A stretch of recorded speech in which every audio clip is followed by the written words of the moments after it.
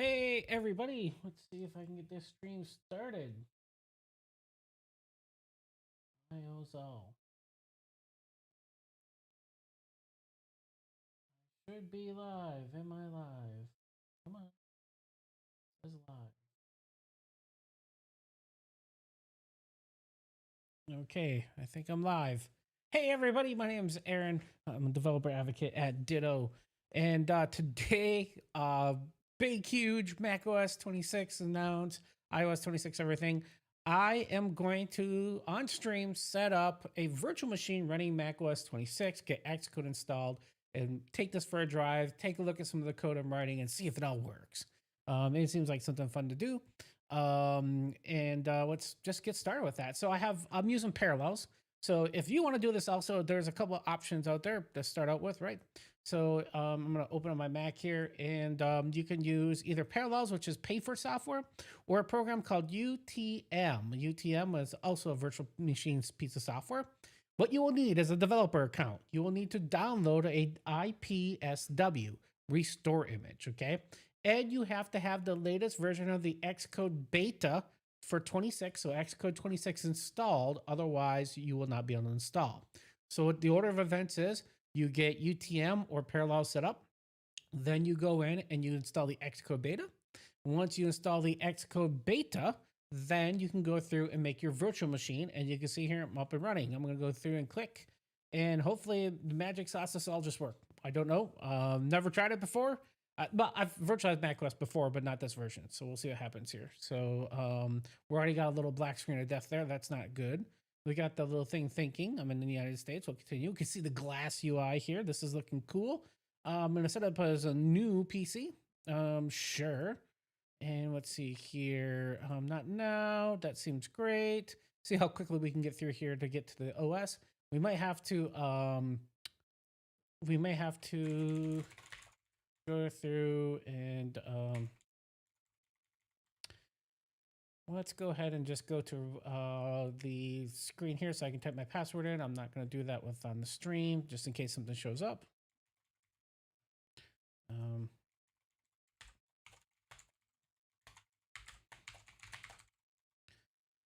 Yep. And let's see where it goes from there. It's creating the account, it looks like. I'm back. So it's creating account. It's weird that it didn't just have me sign into my Apple account. That's odd, but I guess we'll see what happens here next. Ah, here it is. Sign into your Apple account. Now I'm going to go to be right back because I don't know what's going to happen here. And let's just try that. Okay, let's go ahead and do that. In the past, this would not work, because Apple won't allow you to use your Mac account on a virtual machine. But it looks like this is actually working. It's asking me for my authenticator code. I'm going to type that in, and I'll be right back then to put up. It says loading. I have to agree to an iCloud terms of service. I don't want to have the screen back on until the code that I had to type in goes away. So I can only describe to you. Create a separate password. You can no longer create an iCloud, have your iCloud password and your Mac password to be the same. Okay.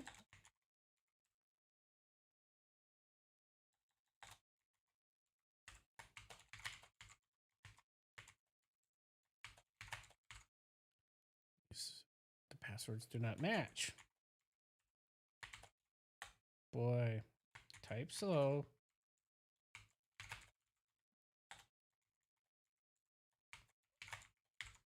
Okay, use this. So that's something I did not know. You cannot have the same password as your iCloud account for macOS.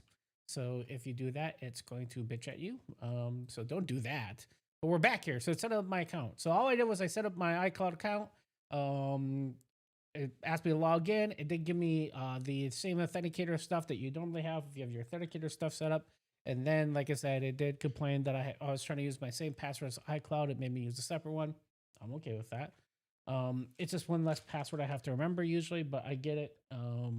Security hashtag security. So we'll see what happens here. We're just waiting. Once this gets up, we should be good to go. I should check YouTube real quick. I don't have that open, and I know people watch on the YouTube, so let me see if I can get YouTube open. Where is my Chrome? And Aaron, that's me. Go to YouTube / and see my channel and see that I'm live. Let's go here. I gotta mute that volume because otherwise that's gonna be sucking. Okay, so now I can see and respond to YouTube chat. Hello, YouTube, for those of you on. Hey, look at this. Make this Mac your new Mac. I'm gonna take all the defaults because I want this to be like, hey, this is a normal developer machine. Let's see what happens. So let's see here. We got animation going on. This is pretty exciting. OS 26, let's click continue, see what happens. And we're getting the fancy dark menu with some widgets. Location access needed. Let's go ahead and click on that right away. Let's allow the location. You can see here, I've got a bunch of cities that's allowing. It's 81 degrees where I am right now. I'm in Marbury, Alabama. Sure. I think that's good. So this widget doesn't seem to be pulling data yet, but interesting. Okay, there we go. Getting data. 60% chance it's going to rain today. It's been raining for like the last weeks. And look at this. Look at all the rain in my forecast here, guys. I'll be coding a lot because look at all this rain in my forecast. Hard to go out and do stuff when it's raining all the time. I may have to build an arc. Device has been added to your account. Yeah, I know. That's cool. All right, so let's see here. Weather forecast seems to be working. Let's see here. Let's get rid of some stuff that I don't like on my toolbar. I don't need games. I don't need music. Well, I like iPhone mirroring, but on this VM, we're not going to need it. We're going to drag most of this crap off, so that's very efficient. I'm going to make it smaller. Reminders, don't care about. Contacts, I don't care about. The new phone icons there, that's kind of cool. FaceTime. So these are all the new apps that are coming in iOS 26. I'm a developer, so really all I care about is Xcode. I don't even care about email. I don't care about that. I do care about my browser, but I need a terminal also. I don't like it when the dock shows the recently running apps, so I'm going to go into dock settings and see if we can turn that off. So dock settings, and there should be a show indicator for suggest recent open apps. This one, I hate that. I think that that's a stupid feature. Hashtag stupid feature. Let's see here. I think everything else we'll go with the defaults. Let's roll with this. Let me think about here. How am I going to get Xcode on here? That's going to be the next problem. So Xcode's on my main Mac. Can I just drag and drop it is the question. Can I use AirPlay? Let's go check out, see what's going on here. Go to Finder. Here's my Finder. Ooh, wow, this is the new UI. So you can see here, this is the new glass sidebar. That's looking kind of interesting. We should be able to go through and go to Finder settings. And in the old way, we'd go to sidebar and we could set up our sidebar here. So let's go through and set up, I don't see AirDrop anywhere in here. Oh, there it is. So AirDrop's in the list. This all looks good to tell you the truth. Yeah. So, AirDrop's down here. That's why. Yeah, AirDrop's not going to work because this is a virtual machine and there is no, let's say contacts. Yeah, it's mad because it's saying, hey, turn on your Wi-Fi, but I got no Wi-Fi. Right, because I'm a virtual machine. It's just a network card. That's all it virtualizes.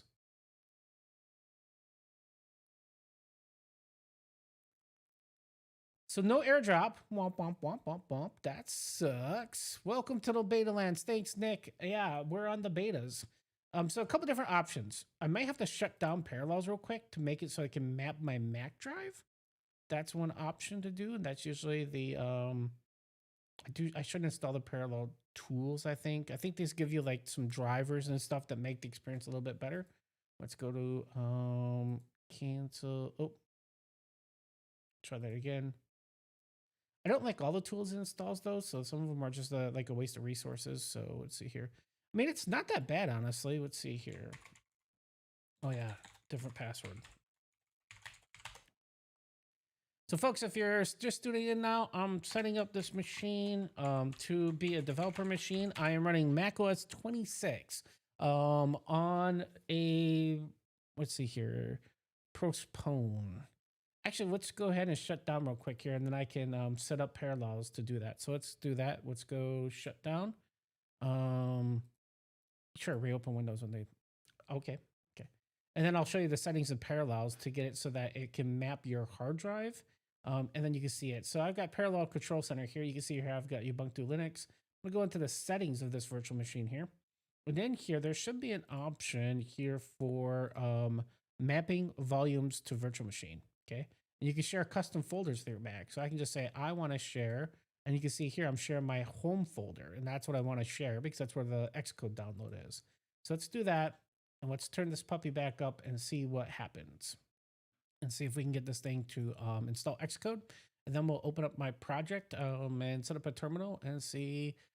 Nick says he likes the UI so far. Yeah, it's not bad. It's not bad. I mean, I've only seen it for about 5 minutes. And obviously I watched the keynote. And so that seemed cool. But I know I typed the password in around that time. So let's try again, but slower. Anytime I have like special characters, I have to use the shift key a lot. If I type too fast, I get a little sloppy on that. So it's got a bunch of special characters in my password, of course. It's gonna take a few seconds. So what's going on here? There we go. All right. Hey, we're back here. So let's see here. Apps. So this is the new search option, huh? Look at that. Huh. So it's like, this is now like, it used to be like it'd bring up like a main stage and all that kind of stuff, and it doesn't anymore. Interesting. Let's see here. So for right now, they say that they have a decent terminal app now. I mean, I guess that'll be, we'll have to wait to see if that's true. But for right now, we don't have a terminal. So let's get a terminal installed. And we'll need that to get Homebrew and get installed, which. Okay, so there's a version of Git installed here. But for me to work, remove widget, and remove widget. I don't need widgets. Okay, well, I mean, in some sense, that's kind of cool that we got that. Git version of Git. Are we no developers tools installed? Yeah, let's install the command line tools, man. We're trying to get the Xcode installed, so let's go through and do that. That's going to take a while. We may have to pack a lunch here. So let's see here. It should be under network shared. Nope. Where is it?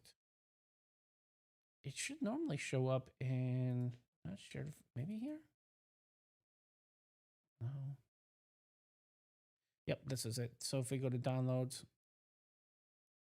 Here we are. And if we look here, let's go here. It's slow. Boy. Go by date. And here is Xcode 26. Let's go ahead and just drag that over to the desktop. Get that to copy over. So that's should happen. That's like 3 gig and it happened almost instantaneous. That's because it's on a SSD drive, right? On my machine. So, the question some people are asking is, what kind of hardware am I running here? This is a Mac Studio M2, and it is pretty loaded. When I say pretty loaded, it's pretty loaded. 64 gig of RAM. It's got all the storage and stuff on it. It's got the Ultra processor in it, right? So it's loaded. So I should be able to handle running multiple operating systems without problem on this piece of hardware. You know, I don't remember how many cores. How many cores does it have? I don't remember. Let's find out. Here's the new Safari. We can just Google. Sure. M2 Ultra.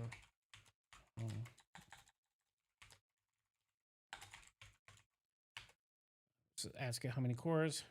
24 cores. I assigned 8 cores to this virtual machine, and then I gave it 24 gigabytes of RAM. And I felt that that was good enough for it to emulate. And we'll go to about this Mac. You see here, it's virtual machine 1, 24 gig of RAM, and it has an Apple II Ultra. Here's there. I should probably not be showing that serial number. don't clip that.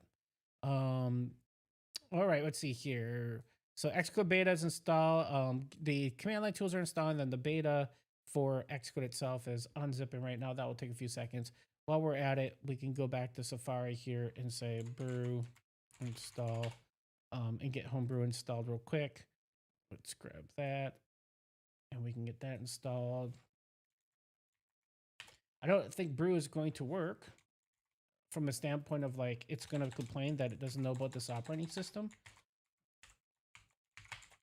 And it's probably going to be mad that the command line tools are not installed. Let's exit because we are installing the command line tools here. All right, so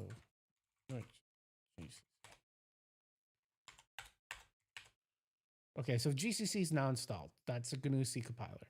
So now the theory would be is if we do that again, it should see them now installed. Yeah, so now it won't try to install the old version of the Xcode command line tools, which don't get me wrong, it's not bad, but it's just gonna take longer. Let's try to minimize our pain here. Let's zoom that down, make this dock a little bit smaller. We don't need it to be that big. It's chewing up too much screen real estate here. Sure, it's saying run this in the background. That looks great.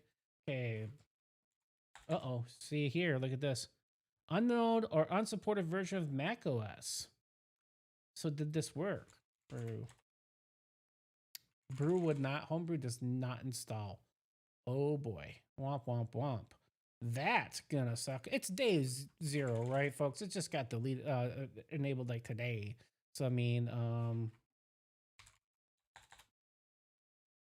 I'm in ZSH, right? Yeah, I'm in ZSH. That sucks. We can try to install my ZSH real quick. Oh, here we go. We got the Xcode beta. Let's go ahead and put that in our applications. And then let's do what I normally do. I guess this is almost like a tutorial of what Aaron does when he normally installs a new computer. I would make a new folder, call it developer, and that should automatically come with a little tool icon, which is cool. And then I would put that in here above there. I would also bring my locations up here. And I believe airdrops really well. This machine doesn't have airdrop, but let's put trash here also. Yeah, I guess trash can't be dragged up there. My favorite. So this is how I normally run my Finder. Is that I like to have my developer folder pretty quick here, and this is where all my code projects are and stuff.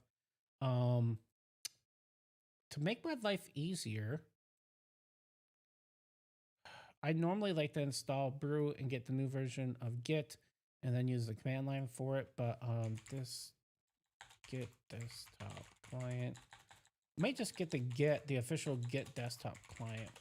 That should work, right? Git hub desktop, download from macOS, and that's written in .NET, which most people probably don't know. Let's see here. So there it is. Let's get that installed because then I can get code.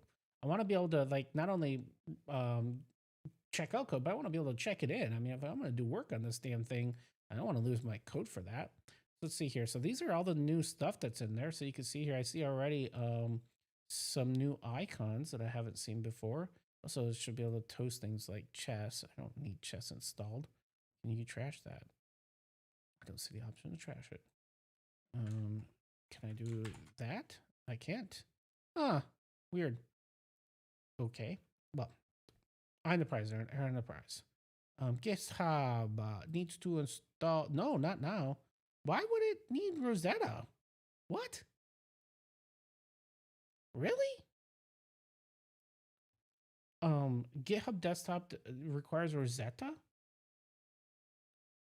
Come on.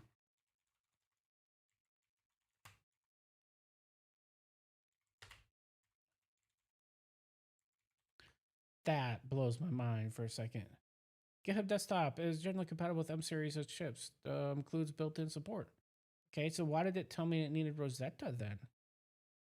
Not installing Rosetta. Okay. You can install immediately from the GitHub desktop site. Okay, download now. This is a different page. No, this is the same page. Oh, right here.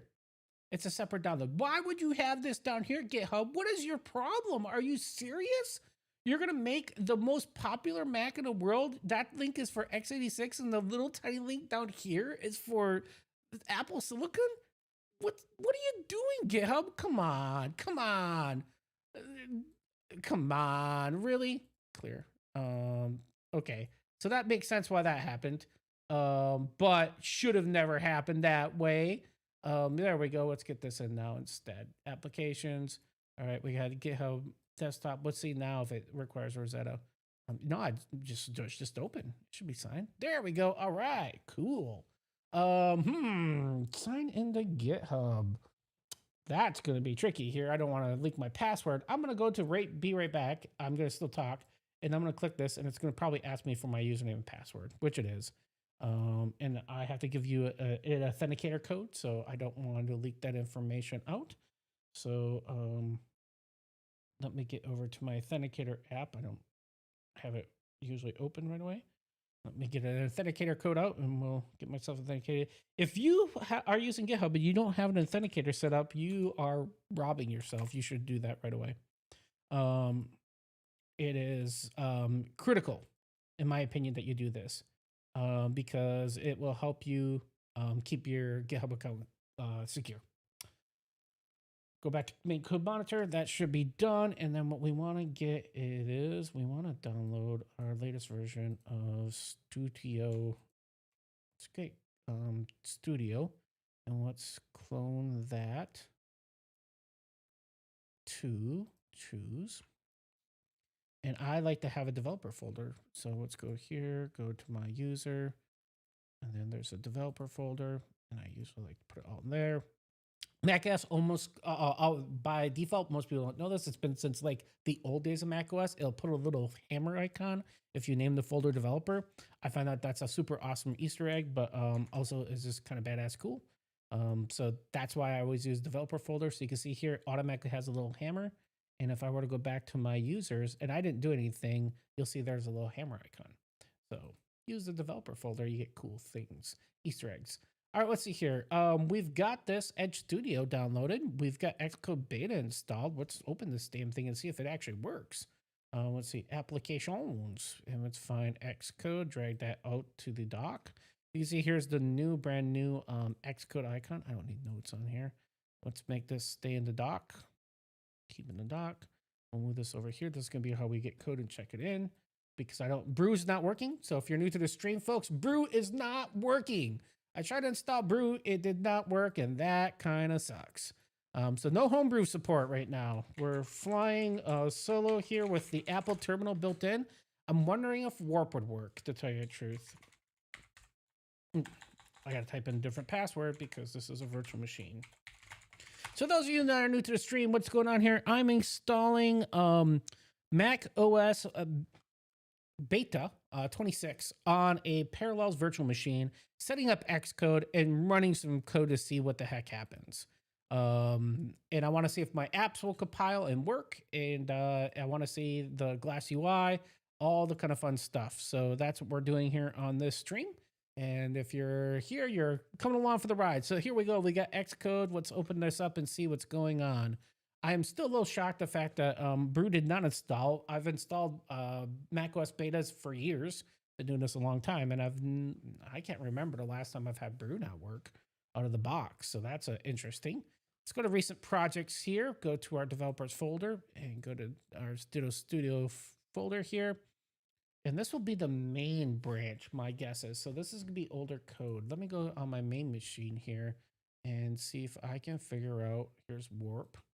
I don't think it's harming to show you guys anything here in Warp. Let's go through and see what's going on here. Git status, git add. Yeah, we've made some changes. So we need to get this, git commit, feature added, ability to see observables,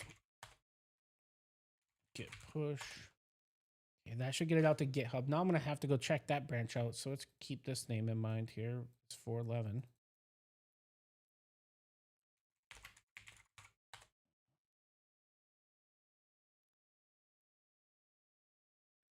Grab that name. That way we can go into get here. So we got to close this out real quick because we're going to go to a different branch. And I could probably do that, but let's see here. Main branch. Let's go to, oh, boy, that makes it really easy.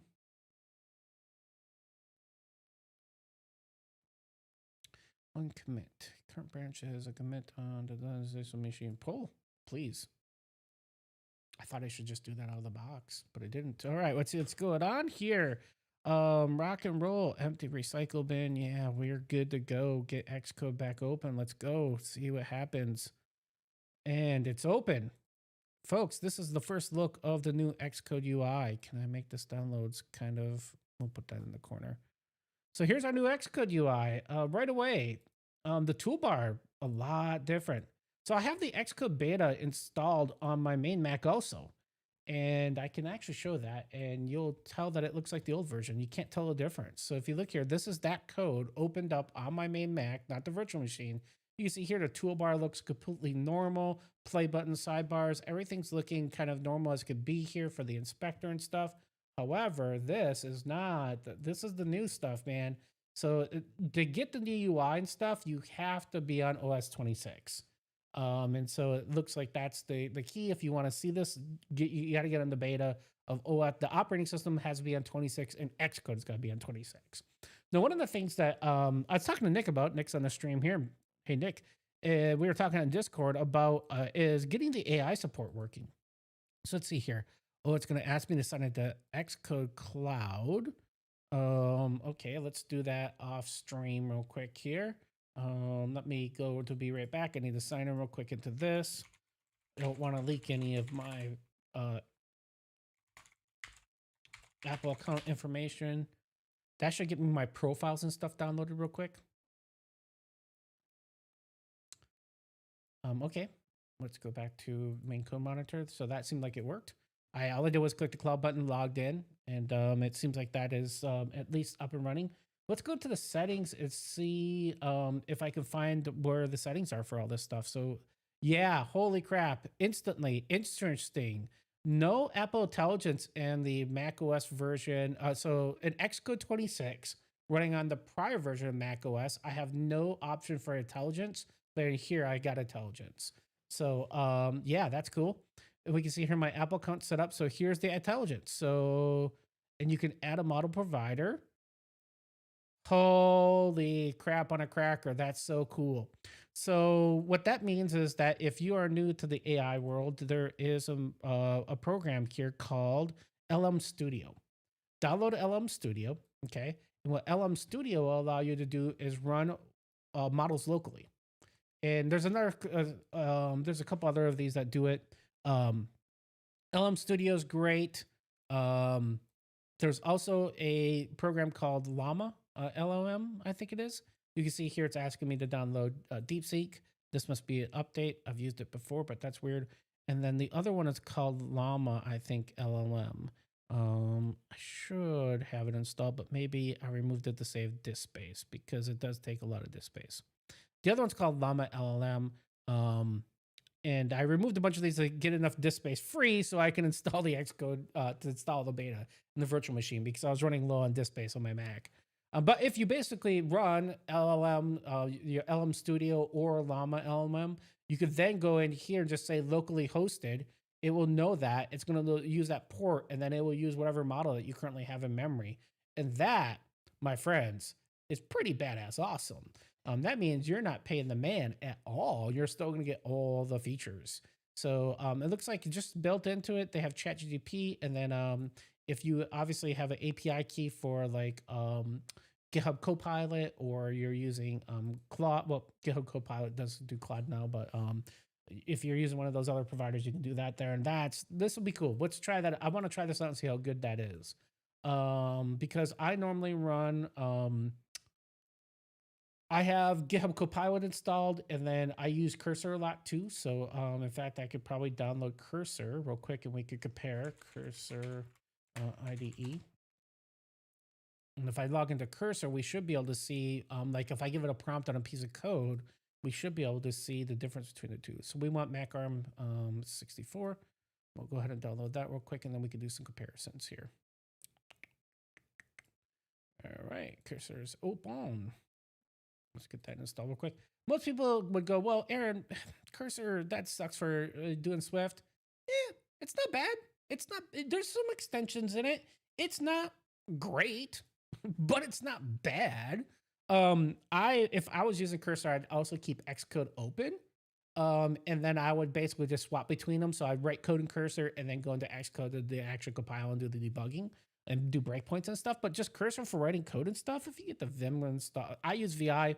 Look, man, I know you're gonna say, Aaron, you're super old. Get off this archaic crap.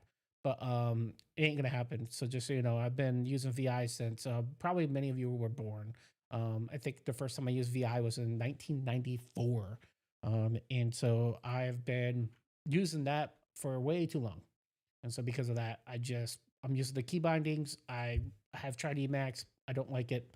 I'm used to it. I like it. So I'm just going to continue doing that. I know some people are like, well, then use NeoVim. I'm not crazy here. I'm willing to use a good IDE, and I get NeoVim's okay. I'm not pooping on that either. Just saying that I'm willing to use something with a little bit more features. So I'm gonna have to log in here. This is also gonna require me to log in real quick here. Let me switch this out. Be right back because it's gonna give a bunch of possible information that I don't want to share. Let's see here. Nope, not that. Trying to use the wrong email address.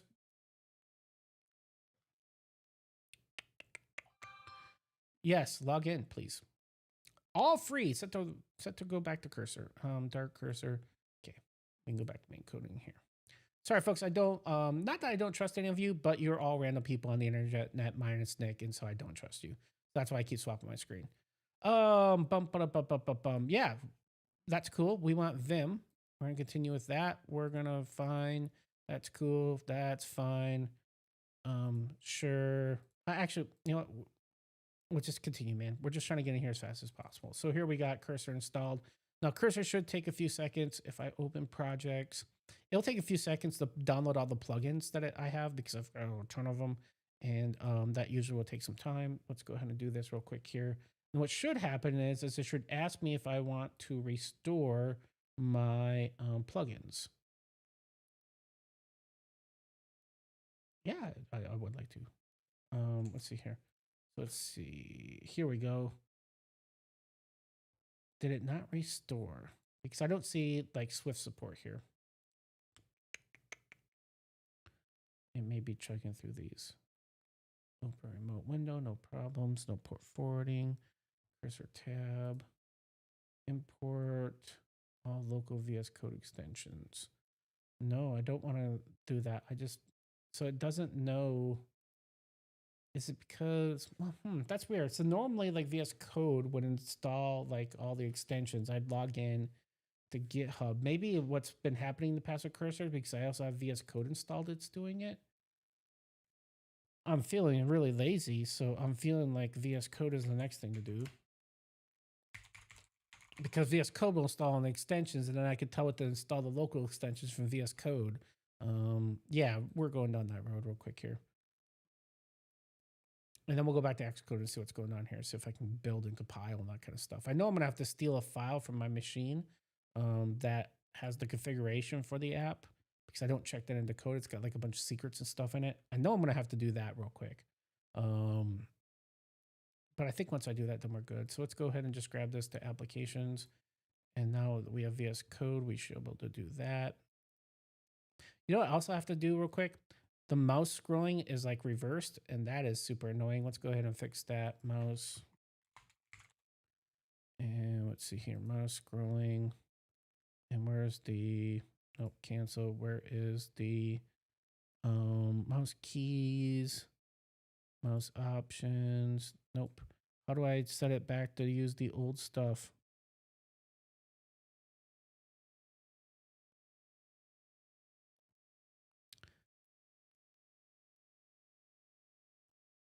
Mouse. Natural scrolling off. Goodbye. You have been voted off. Goodbye. Just log in. It's probably going to require me to sign in again. All right, let's go to be right back. Oh, Lucky enough, I already had signed in because I have the GitHub desktop and it knew about me. Allow, use, sure. Chat with Copilot, sure, why not? That should be enabled. The most important thing is it going to sync my plugins? Here we go.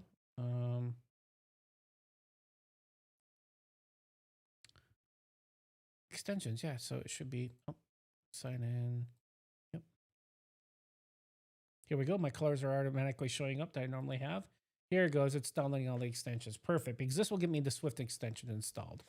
That should do that. We'll give that a few seconds to bake because it's turning those on. And then once I do that, I'll tell Cursor to do that also. And then Cursor should be able to see all my extensions because I'll be able to do that button right there. All right, let's go back to Xcode then and see what's going on here. So we have a build here. All the stuff is opened. Let's go through and steal a configuration file from my local Mac so that I can do that. So in Parallels, you can enable shared folders. And so what I've done is I've got a share folder on my computer to my home folder. So in Parallels, if I go to shared, it's going to open my home folder. Well, then I can steal a certain file out of there, which I need because it's going to have a bunch of codes in there, keys that I need in order to authenticate my app here.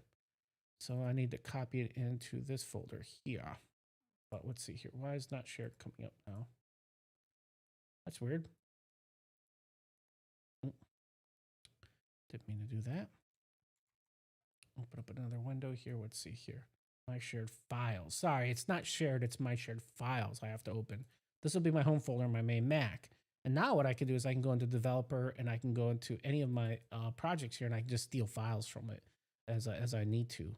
So I'm going to go into here. I'm going to go into SwiftUI and then I'm going to find my, must be in the edge folder here. I'm looking for this file right here. So this config file right here has a bunch of secret stuff in it that tells my app how to authenticate stuff. And my app will not run without that file. And in the README, I explain that. So let's see here. So we have the new code assistant, which set that up. Yeah. Okay. Apple Intelligence has to be enabled. Let's do that. Okay. That brought me to Siri. Okay. I mean, it's a beta, Aaron. Where is Apple Intelligence at? Because that's just Siri. That's not Apple Intelligence. Bum, bum, bum, bum, bum, bum, bum.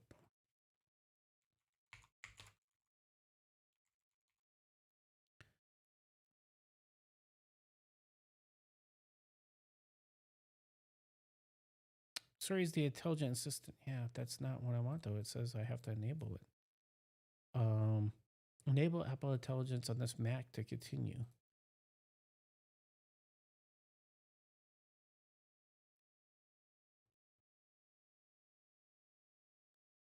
Okay.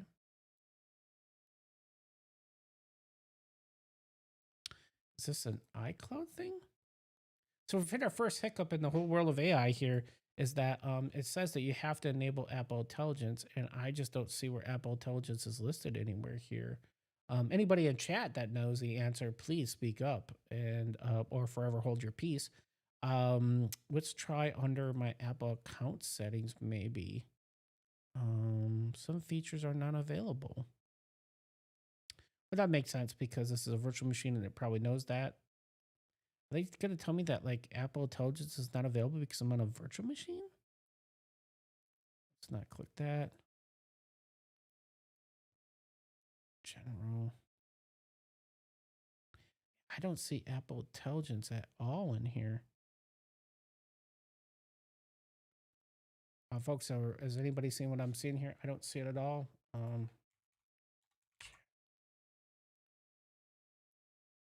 I see this option in here to extend. Series is intelligent. Learn more.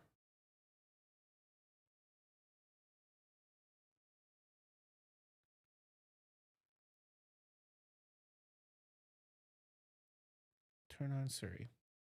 I'll turn on Siri. Enable. Let's see here.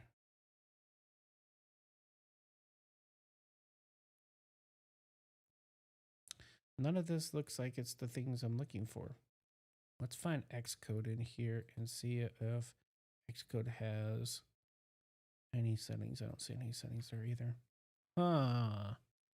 So if I go to, it tells me basically to go into here. I have Siri enabled and that does not fix it. So Nick, I don't know if Apple Intelligence is built into this version yet, because while I see it here and I click this, enable Apple Intelligence in this Mac to continue. Help. Let's go back to Finder. Apple Intelligence.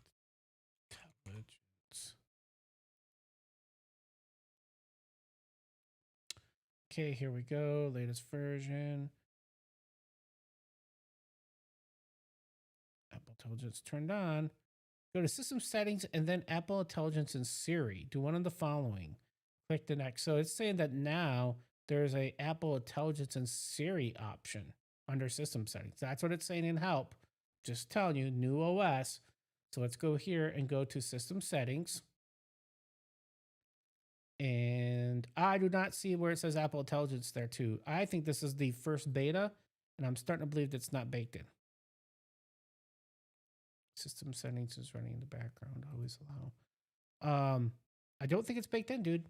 But is it snappy? Slater, hey, how are you doing, buddy? So I'm on a virtual machine. It's a, you gotta remember, I'm on some pretty beefy hardware here, man.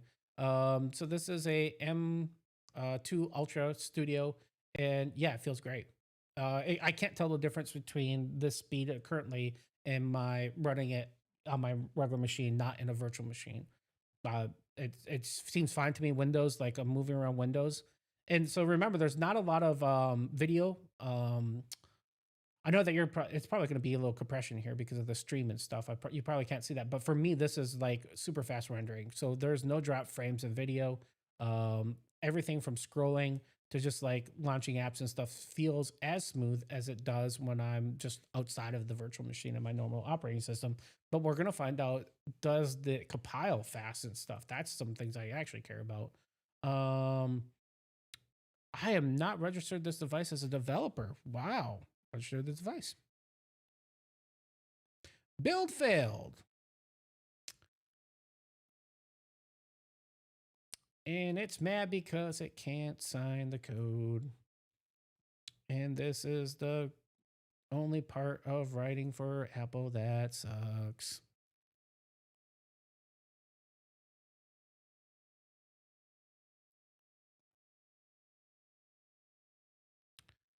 My team, I have a provisioning profile out there already for this. Fastest compilation ever. Yep. Womp womp womp. The second it doesn't work, no certificate. Great, great, great. Try again. So usually the auto setup stuff is pretty good. I haven't had to set up a machine manually in several years. But I mean, I'm not saying that won't happen here. I'm not going to go that far to say that that's not the issue here. But usually macOS or Xcode is pretty good about setting up profiles and stuff, provisioning profiles and getting those running. But it doesn't seem like it's working per se here.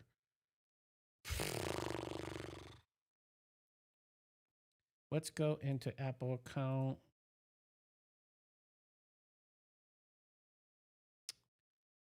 Download the profiles, manage certs. I have a cert.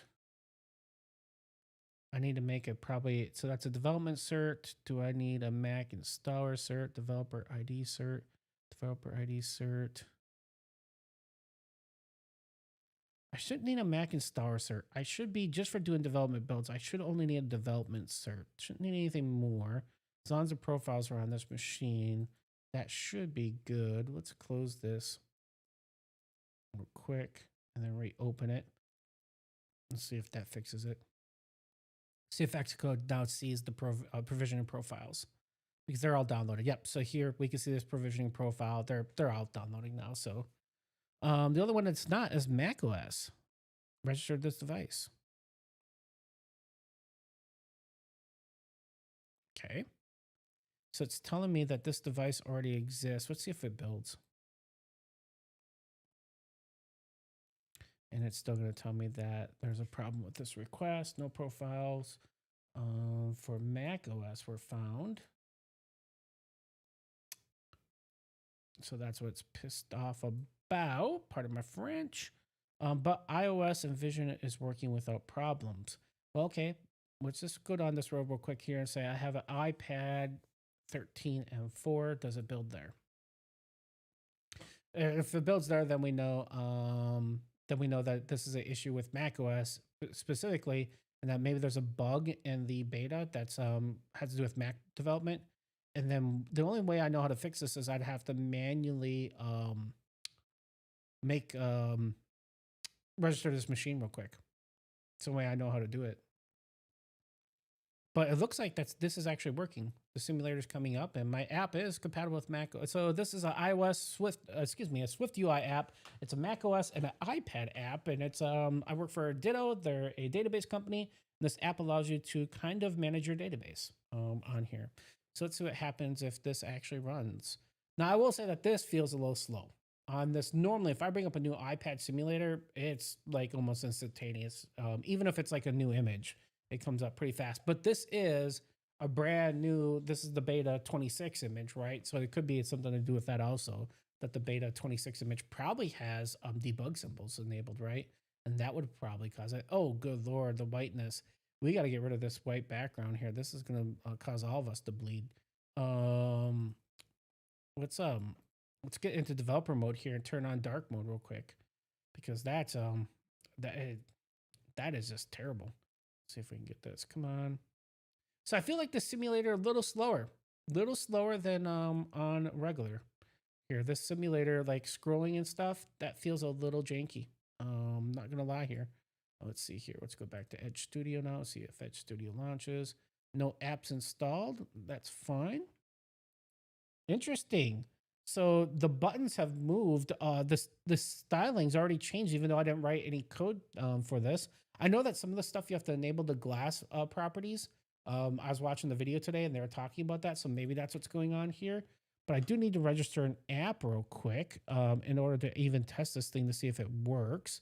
But trampoline. Okay, so the trampoline is actually the main app that runs a macOS. That's the desktop right here. This is the guy that allows you to install or run apps. Such interesting that the microphone's asking for request for access here. I need to put in some information that I cannot share with you to get this app registered in order to test this. Let me see here.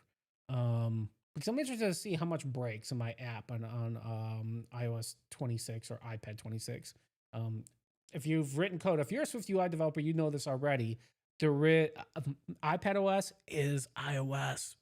It's just got a different screen size. That's it. When you write code, if you're doing a macro and you're checking OS for iPad, you're just checking for iOS. You're not checking for, there is no macro for iPad OS. So yeah, I know sometimes I say iOS, people are like, well, you're on an iPad. It's like, yeah, but if Apple calls it iOS in the code as a developer, I am okay if I call it that. All right, let's see here. I need to be right back. I'm going to stay on the stream, but and you'll hear me talking, but I have to put this code in, and I can't leak this because this would get me in a lot of trouble. So let's not do that. So you guys should not be able to see this at all. So I'm putting in.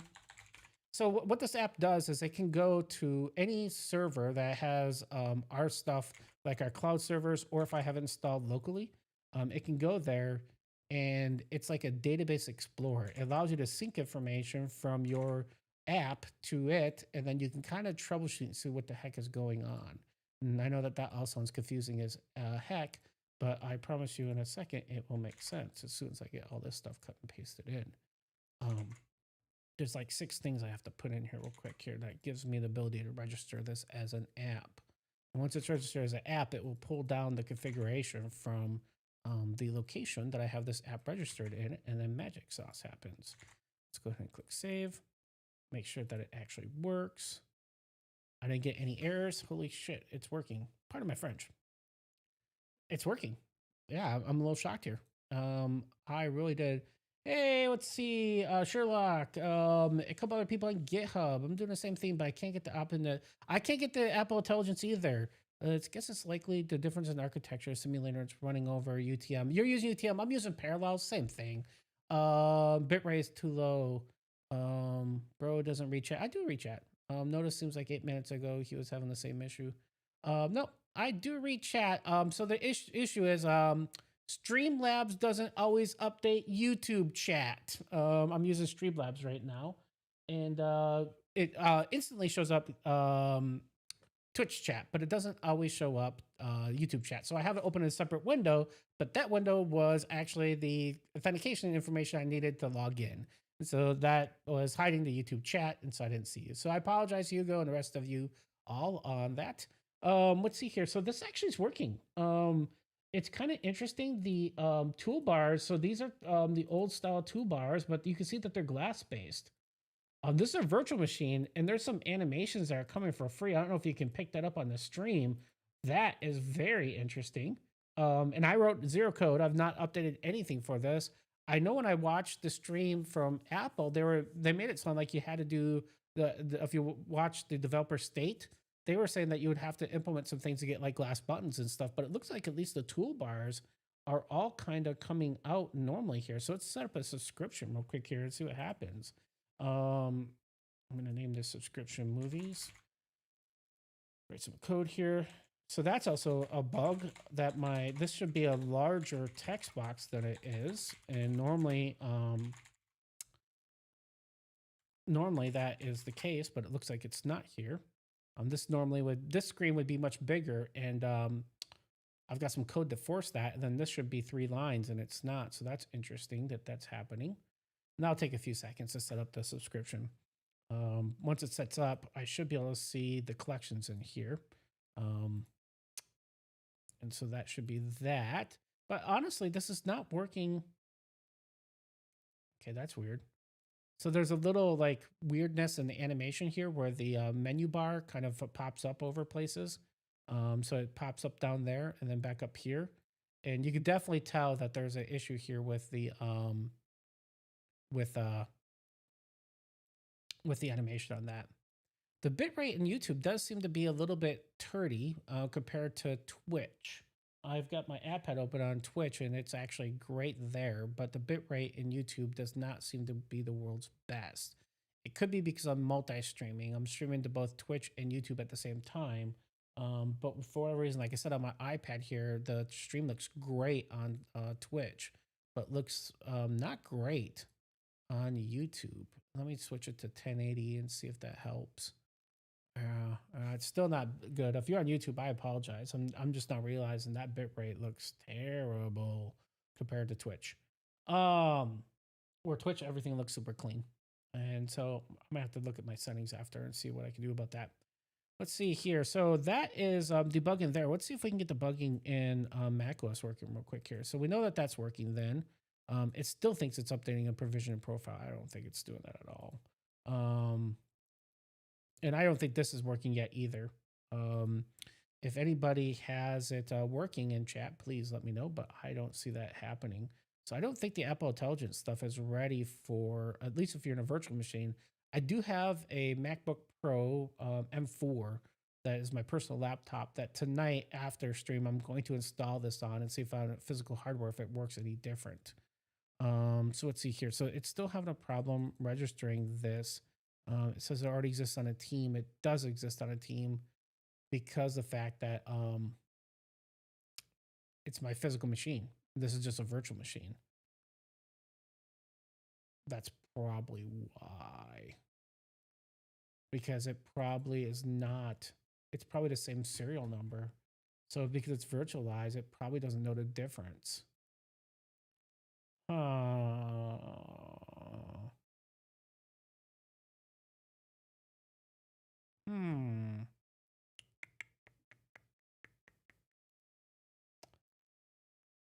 So then the problem would be trying to think of how I've fixed this. So if that's the case, then all I would need, can you still copy over the files from the library folder? Would that trick still work? I haven't done that in years, but back in the old days in Xcode, you could just copy over your developer folder, or excuse me, in the libraries folder. Um, when you're moving machines, you'd have to export to certs. But once you export to certs, if you, we can't even see library yet. 1 second here. View, show status bar, show path bar. That's important. Show view options. And we need to turn on library. Show library folder. There we go. Now you can see library. And here, there's a developer folder. And if you copy this folder over, there's actually a couple different folders you care about. Care about the developer folder here that has a lot of your Xcode stuff. But then what you care about is the, 1 second here, I'll know it when I see it. I don't know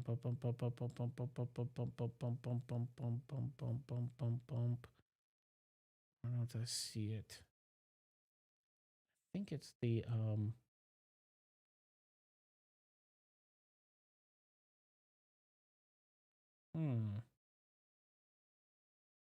maybe I'm getting so old that I don't remember it. There is a folder in here that has all like the developer certs and stuff in it, and usually you just copy that folder over, and magic sauce, everything just works. As long as you get your certs also copied over. Let me go to my main machine, not the virtual machine, and see if I see it there. Me library.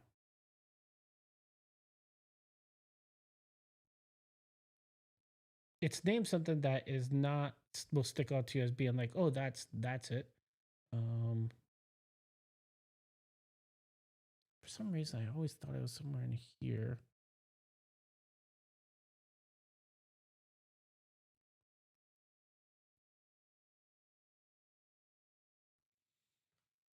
It's not sticking out to me here.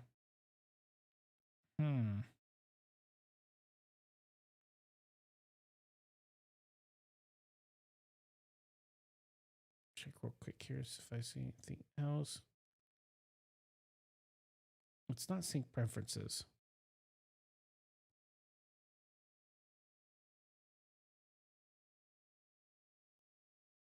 Anybody has any ideas how to fix this? I know that I think Hugo was saying that he also was trying to do it and couldn't get it working. Not sure if he's having the same problem I'm having, where technically speaking, the machine's already registered. So the provision profile is there, certificate. The problem would be is that the certificate,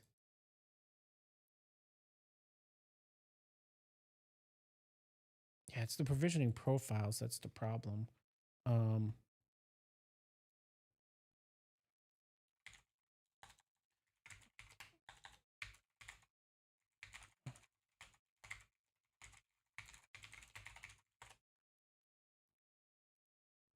Mobile devices, that's what it's called. It's in library mobile devices. That's what this is where it used to be. See, I knew that it was something in the M's. So that's where they used to store it. And so what you could do back in the old days, which, like I said, Xcode got so good at this that you didn't have to hack around this anymore. So you go into library and you go to mobile devices and you just copy that over and all your profiles will go with it. But I don't see a mobiles anymore. So I'm guessing in Xcode, one of the later releases, it moved to where those are stored. These are, let's see here. And those are just your core simulators and stuff. Those are your, not sure how to. I guess I can go to the portal and manually download it, but I wouldn't know where to put it then.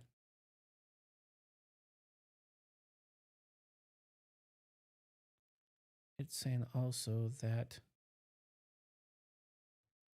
it's saying that the entitlements file is also wrong. We can fix that real quick.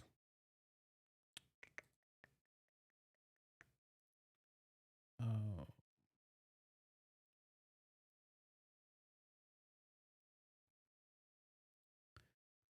It's saying that it's the wrong name.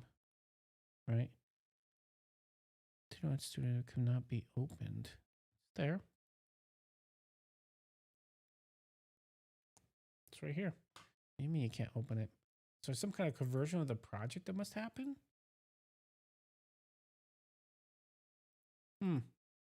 That's strange that it says I can't open an entitlement file, but I can open it just fine. I'm starting to wonder if there's another issue there where, because it's a beta. Library, shift plus command.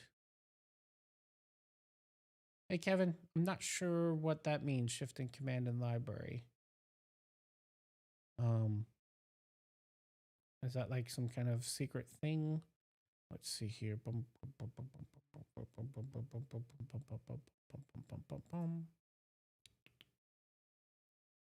Gotta fix this so it automatically does.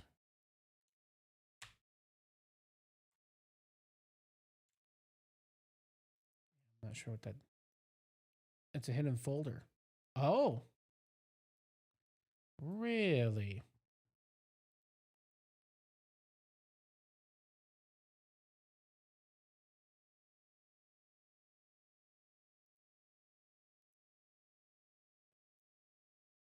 Sorry, wrong machine. Finder settings.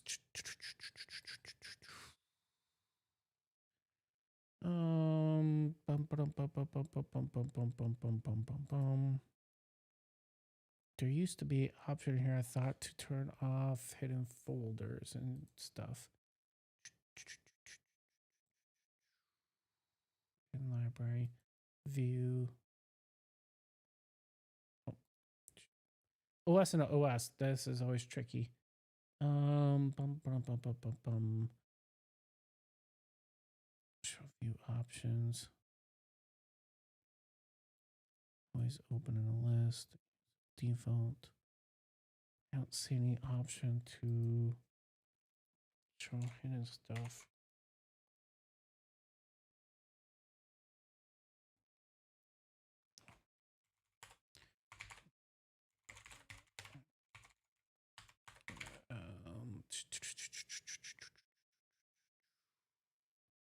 It is mobile documents. Wow. There we go. Okay, well. All right. So it does work like that. Thanks, Kevin. I believe show high files is just command plus minus. Well, definitely it's there.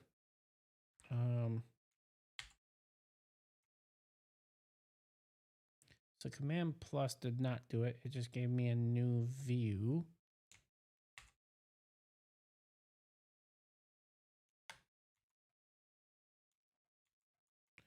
Yeah, none of those keyboard shortcuts seemed to work for me. Does that do it? No. Just seems like it zooms in. Command and period. Yeah, I tried command and period and that did not work. That was the first thing I tried. We get a little like beep from the IDE, but nothing that tells me that's it. Maybe command shift period. Command shift period. Command shift period did also not work. But once again, I'm not sure if there's just some kind of thing going on weird with the fact I'm in a virtual machine, and that somehow maybe, or maybe this new version of the OS has different keyboard shortcuts. I'm not really sure.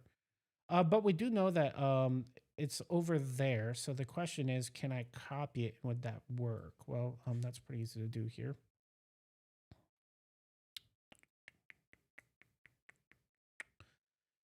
I have my shared files. And in here, we can go into libraries and we can just copy it, allow, boom, boom, boom, boom, boom. It's also very possible, very much like Apple, to have some kind of special hidden folder for that super hidden things. Yeah, that smells a lot like Apple. Let's just be honest. That's a really good point to put out. Yeah, so here's all the provisioning profiles on this computer. This is what I was really looking for from the old one standpoint. And this is how it used to work, is that you could just copy these over from machine to machine. And as long as the cert was the same and stuff, this would just magically work. And so that's my gut feeling is that maybe I'm wondering if I could just do that. So I'm gonna copy these to my downloads folder. And actually what you should be able to do is actually just click on all these. And then when you click on all of them, it should launch and it should install them. That's usually what it does. So sure.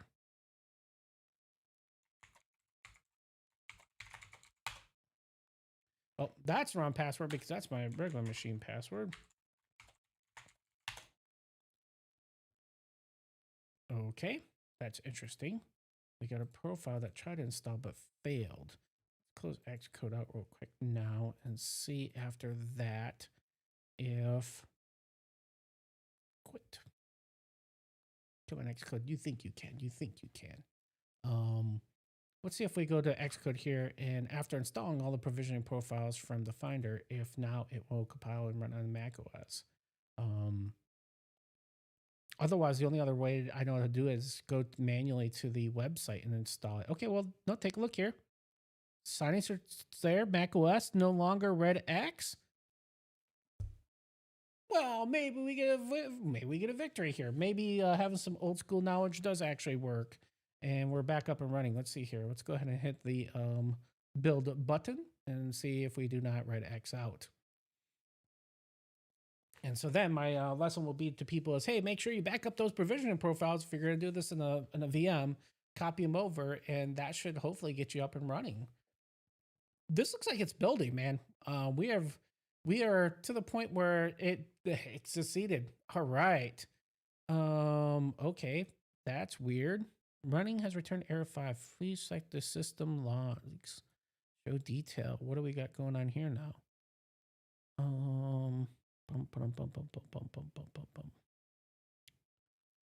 Why would it be mad? Interesting. So very short-lived victory here. Debugging on macOS just gives me some kind of error I've never heard of, error 5. Let's do a clean.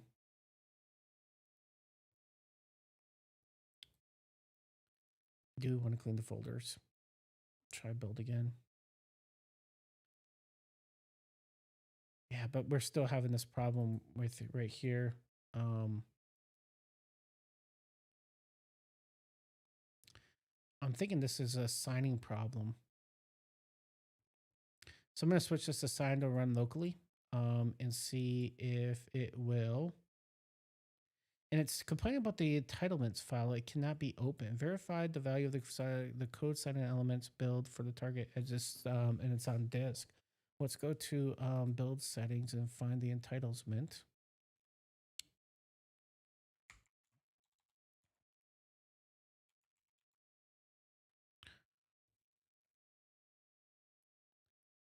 Ah, there's the problem. Just this. And it should just be called Edge Studio. So I have a difference between the right here, my entitlements file is not right. So it should be called that. And then let's go through and make sure that we set the entitlement file, which is this right here. This should just be called Edge Studio. That's probably what's busting us, because without the entitlements file, it would not know to allow like Bluetooth and stuff. Okay, let's see if that fixes it. We're crossing. Everyone, cross your fingers, eyes, toes, anything you can cross. Cross it, and see if that will now stop the error code 5 from happening. I mean, it's bouncing. I got multiple bounces here. This is slower. So a lot of people are asking, how slow is it compared to running on your local computer? That's what it was. There it is. It's allowing me doing it. So the entitlements file was screwed up. So that's my fault. Must be something I didn't check in or something. That's weird. I renamed that quite a long time ago. Let's see what we could do here. We have the same problem that we have in iPadOS. One thing that's kind of interesting is that I double click on it and it's not letting me make the window bigger. That's really kind of interesting. Normally I could do that. And I'm even dragging it to the corner and I can't do that. That seems like it's a bug. Let's register an app and see what happens here. See if the all the split stuff works inside of macOS. I'll also note that actually let me get this running on my local computer so we can look at some UI stuff, because that's something that probably people would be interested to know. Since this is a I have this as a virtual machine, I can show you what it runs like normally, and then we can kind of compare and see. I can tell you already, I'm noticing that the button here looks just a lot different. I mean, this is definitely the glass UI and stuff. It's pretty apparent that I didn't write any code. I haven't changed zero code to get this glass stuff. So I'm kind of interested in that. So here is the regular app here. So if we take a look here, this is it running here. You can see here the maximize button is available here, and it's kind of shown here. And so I can make this bigger if I wanted to, and it expands. But over here in the new version of the OS, the maximize button is missing for some reason, and I don't know why. That must be some kind of change that's going on that I don't know about. Let's go back to this one and take a look here. Also, the button. So if you see here, this is just a regular square button. And over here, it's definitely one of these circle glass buttons. And I didn't change any of the code for the toolbar for that. So that's something also out there. I'm going to, I need to hide this window real quick here so that I can type in some codes. So I'm going to go to the Be Right Back window. You'll still hear me. I just need to cut and paste some information in. This is security sensitive information from standpoint is I can't let you on the internet know about it. It would be bad for me. So we're not going to show it. And I'm going to just cut and paste it from my app running here on the regular computer over to here. And that should then get me to the point where we can start playing with this. Take a look at it. I'm really interested to see. So in my app here, it's a custom SwiftUI app, and I've got a lot of custom code around macOS and split views. And there's a lot of things going on with it. And so one of my fears is, you know, how much of this is going to work versus break. Let's go ahead and try that. And we can now switch back to the main coding screen, and hopefully I cut and pasted right. And we should have an app. So all you do here is you register an app. And this is, you have to have some information from, I work for Ditto, company named Ditto. The app is how we register your license of, like, you know, what kind of features you have and stuff with the SDK. So that's what kind of goes on there. And then once we register an app, basically, you can click on the app. And when you click on the app, you have the ability then to go through and do different things with it. So here's the app. Now that's interesting. Now it goes full screen. Before it wasn't. However, is this coming through on the stream? Look at this. There's some kind of weird thing with the colors where you can see here where it's kind of like creepily going through here. Now that could be the virtual machine. This is a virtual machine, and I know software rendering is a problem sometimes of virtual machines, but I didn't do any work, and it definitely has the floating toolbar here, the sidebar. So that's kind of cool. And my buttons here look different.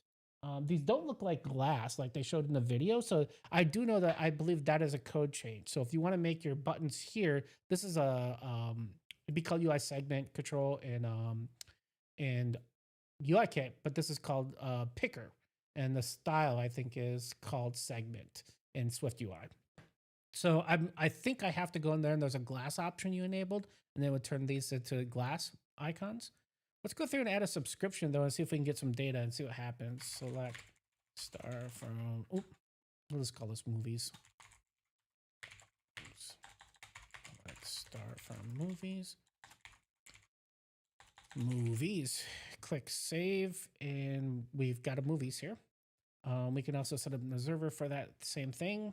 We'll say movies and select star from movies. And that should get me a subscription and an observer. I know you don't know what those mean yet, but we can see that in a second. A subscription is syncing. I can sync from any device on the network, any other thing running this or app. So the app ID that I registered earlier, that is basically like a security token. What that means is that any device on my network that also runs with that app ID, I can sync information peer-to-peer. Not talking like through the cloud. I'm talking about literally Apple peer-to-peer. The same technology. It's called AWDL, and it's the same technology that AirPlay uses. So that's what Ditto, the company I work for, does. That's really cool.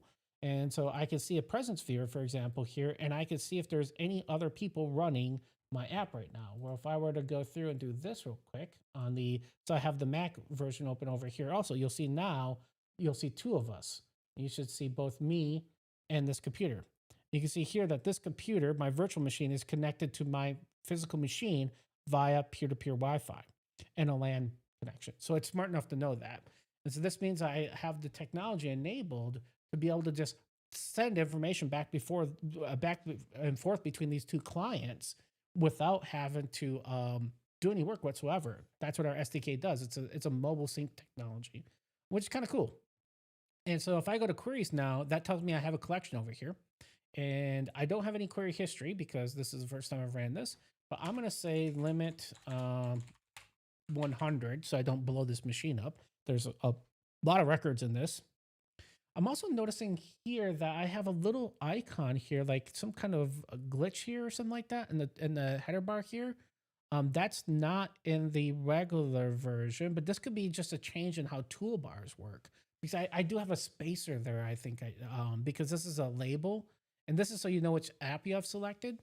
And in iPadOS and iOS, you can do a navigation title, and you could put it there, and it shows up pretty nice. But over here in macOS, it does not do that. That is my wife telling me that I have to go to dinner soon here. So let me turn that on Do Not Disturb so that doesn't come up again. Apologize for that. But I'm going to have to cut the stream here shortly. But I guess the gist is so far kind of working for the most part. We'll just run a query so it happens. So that's pretty instantaneous. Let's take the limits off and see what happens. So this should have synced all the documents over very quickly. And it's not a small amount of documents, to say the least. It's about 21,000 documents, 21,349 documents. So this is data. This is just JSON data. We're a database company, so that's what I work for. And so you can see here that I synced that very quickly via peer-to-peer. So all of our peer-to-peer technology seems to be working just fine on the beta. And that tells me also then if I have an observer, I should be able to see observations. So this is anytime the data comes in, I can see it in real time. And so this is a debugging tool so that that padding's not working. You can see there on this seg here, there should be a padding. It should be 8 from, that's leading. So there's leading and trailing, and this is how you read left to right. Instead of saying left and right, they say leading and trailing because in some languages it's vice versa. But I know I have padding on this. I have 8 pixels of padding from leading. So that means that this side control should not be into this sidebar here, but it is. And the sidebar is movable. That was always the case. It's not movable in iPad. I guess it is now. I'll have to test that. But from the standpoint here, most of the stuff's working. Let's see if I click here. This is an export button, and the export component's coming up and working without problems. I should be able to export and click that there. That's built-in stuff. And if I go to documents, I should be able to see there's my query results file, 45 megabytes. So it's not a small amount of memory we're talking about here. In fact, if we go take a look at ourselves in memory, we're probably cruising towards 500, almost a gig of RAM, because we have the data in memory so many times. That makes sense. You got to remember that we have it loaded 21,000 documents over here, but also in the data store, I'm observing that data. So I have to keep track of that in memory. So I've got multiple copies of that in memory, basically, so that I can observe when things change, and I can tell you about that. So this is not designed to be a tool that uses only like a couple hundred megabytes of RAM. Of course, it's down to your data size. If I was only looking at 1,000 documents, I would be chewing less than a couple hundred megabytes of RAM, probably only about 50 or 100 megabytes of RAM, to tell you the truth. But it's your data size. So that's something I've known about and something I can't really do a lot to fix because I can't break the rules of computer science. Let's see if a couple other features work, and then I'm going to head out here. So one feature is when I see a JSON, I can just click on it. That little green check mark comes up, and that means that it should copy it automatically to the clipboard. And if I open text edit, that means I should be able to open that record. Let's go to new document, just paste it in, and there's that document. So that's cool. So this is the built-in functionality. Every version of iOS, or excuse me, macOS back in the old days would have something that would change, that you'd be calling some kind of built-in API didn't work. And it's working on there also because this is the same component. This component here that displays the JSON and this component here are one and the same. In fact, the export button shows up here. So by theory, if I had it enabled, it would show up over here also. But I think I have a problem with my buttons here. And I think that that's why it's not showing up. But by theory, you should be able to export this list also, because it's just a component that holds an array of strings. That's all. I mean, it's super easy how it does it. What ends up happening over here is I actually tell it to prettyfy the string when I do serialization on it, when I decode it from the database. And that's what gives you the ability to kind of have it prettyfied out and stuff.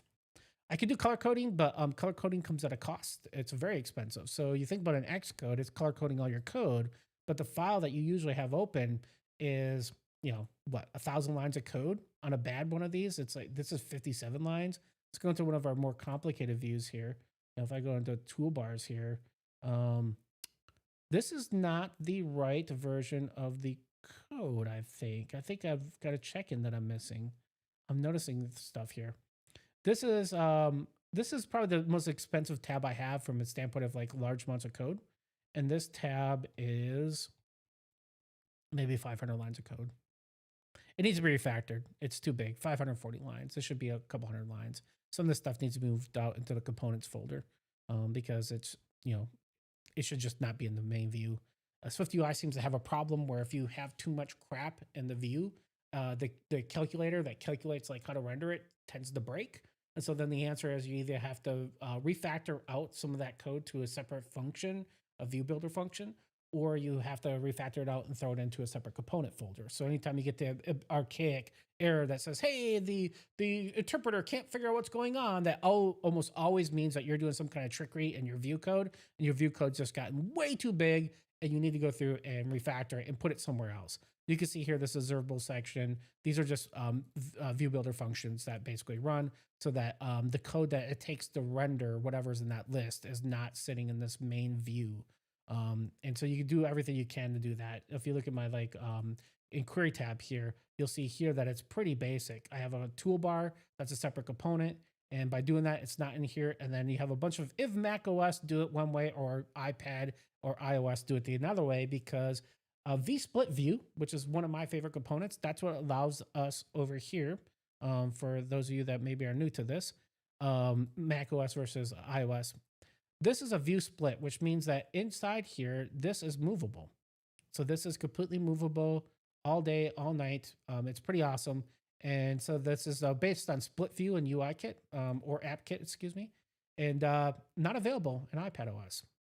And so because the vSplit view is not available, and I really want this because I want ability to have users be able to drag and drop this or make it as big as they want or as small as they want. I should give them some buttons to minimize and maximize it. I think that that's a good feature to have. I have to kind of check the operating system. If that doesn't happen, then I have to just use a VStack right now. I mean, that's the only option I have. If somebody in chat has a better way of doing that, I would love to hear it. But that's not how it works here in macOS when you're trying to do both iPad and macOS development. You're going to have a lot of this. The other thing that happens is how you edit the toolbar is totally different in iOS than macOS. So you'll have a lot of if pound def, if iOS, put the toolbar here. Otherwise, you'll have some code up here in macOS that puts it in a different spot, because that's just how macOS works versus iPadOS. So that's also not all that fun. But this is working, man. I'm actually impressed that my app works pretty well. All the stuff is working. Obviously, I can do the glass code here and get the get this looking like the true glass stuff, like my buttons and stuff. But some of these just look pretty good out of the box without having to do all the stuff they're talking about. So my recommendation is if you're a Swift developer, you got to be watching the videos that Apple has going up this week. If you're not there on site, and get yourself knowledged up. I will be probably doing some streaming all week on this and playing around with it and trying to see what it's going to take to make my app look super awesome and OS 26 before OS 26 ships, so that when it ships, I have all the cool features inside of it. We'll probably have to go through and do some OS detection stuff to say if you're on version 26, do this, otherwise don't. So that it doesn't break the existing users on the older version of the OS. And we'll probably be going through and doing all that stuff. So I'm going to close out Edge Studio here. I think it's a success of getting the virtual machine up and running. And I'm willing to install it also on my MacBook Pro, my personal machine, not as a virtual machine, as a full machine, see if the Apple Intelligence stuff is working. And if it's working there, maybe I'll stream off that instead. But for right now, it does not seem like it's working at all in the virtual machine, at least in this current beta, first beta. So that's my report for you. Pretty good, to tell you the truth. No Homebrew. For those that showed up late to the stream, we tried to install Homebrew. Homebrew fell flat on its face. It would not work at all. So that is a womp womp womp bummer, to say the least. I don't think I changed all that much other than some entitlements. Yeah, we can check that stuff in. So I'm gonna check that in. You guys have a great night. I've got to go because my wife is yelling that I need to go to supper. So I will talk to you guys later. Take care. Be nice to kind of one another, and don't install beta software on your production machine. If you're going to play with the beta, install it in a virtual machine or on a separate piece of hardware. You need to ship software, okay? If you install beta, it can limit your ability to ship software. Pro developers do not install beta on their main machine because it's going to cause all kinds of problems. Always install a virtual machine or a separate machine. My best piece of advice I can give everybody out there. All right.